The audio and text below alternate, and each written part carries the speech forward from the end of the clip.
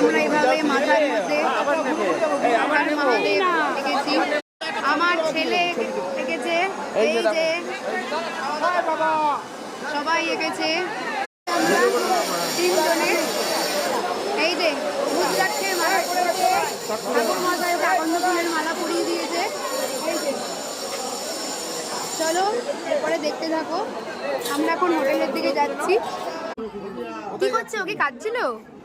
না না, এখন আর কাঁদিনি। ও ভালো করে পুজো দিয়েছো তাহলে? শোনা, তুমি ভালো করে পুজো দিয়েছো? কত ভালো করে দিয়েছো? হাসো। ওরে বাবা, আবার কি সুন্দর এঁকেছে মাথায়। এই যে এখানে মার্কেট। 10 টাকা দিয়ে না? হ্যাঁ চলো তো। হ্যাঁ এই যে এইভাবে মার্কেটগুলো এখানে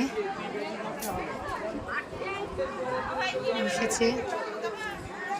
এরপরে আসছি, তোমাদেরকে পুরো মার্কেটটা আমরা ঘুরিয়ে দেখাবো।